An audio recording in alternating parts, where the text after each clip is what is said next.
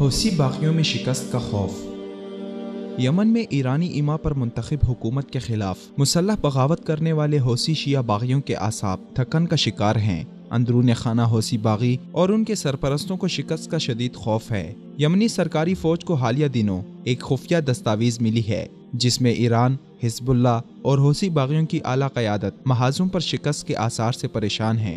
اس دستاویز میں محاذوں سے حوثی باغی جنگجوؤں کے فرار اور آپس میں پھوٹ پڑنے کی تحقیقات کا بھی ذکر ہے۔ العربیہ.net کی رپورٹ کے مطابق یہ تحقیقات حوثیوں کے جہادی مرکز کے زیر اہتمام کی گئیں اور ان کی نگرانی پر ایرانی فوجی اور لبنانی ملیشیا حزب اللہ کے عسکری ماہرین مامور تھے۔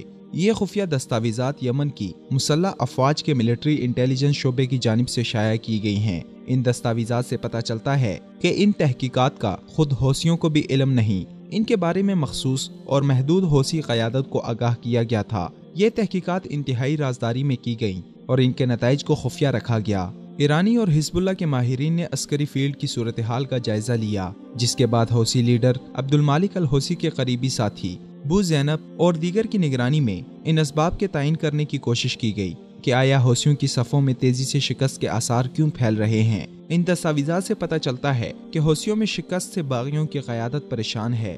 انہیں اندازہ ہے کہ محاذ جنگ پر جنگجو استقامت کے ساتھ نہیں لڑ رہے ہیں، بلکہ انہیں پے در پے شکست کا سامنا ہے۔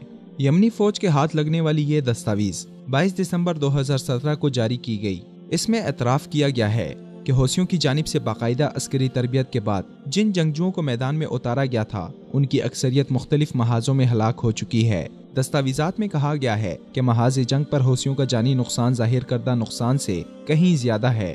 ہزاروں مقتولین کو سینکڑوں میں بتایا جاتا ہے۔ حالیہ عرصے کے دوران بیحان اور نحم کے 2 محاذوں پر ہزاروں تربیت یافتہ حوثی باغی ہلاک ہو چکے ہیں۔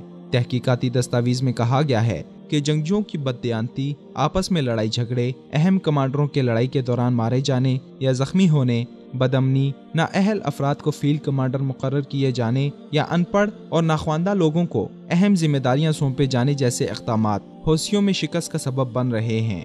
دستاویزات میں فیلڈ کمانڈروں اور محاذ پر موجود حوثیوں کی عسکری قیادت کی تنظیم کے سربراہ کے ساتھ ملاقاتوں کا بھی ذکر ہے اور کہا ہے کہ اعلیٰ قیادت کی طرف سے مختلف محاذوں پر تعینات کیے گئے افراد کو شکست خوردگی سے بچنے کے لیے تمام ضروری اقدامات کی تاکید کی جاتی رہی ہے۔ ان دستاویزات سے معلوم ہوتا ہے کہ حوثی باغیوں کو اپنے اندر پھوٹنے والی بغاوت اور دراڑوں کا بخوبی علم تھا اور یہ اختلافات کئی عرصے سے چل رہے تھے، جس کا شکار سابق یمنی صدر علی عبداللہ صالح بنے اور ان کے قتل کی صورت میں حوثیوں کے اندر شدید بغاوت اور تفریق کا بھانڈا پھوٹ گیا۔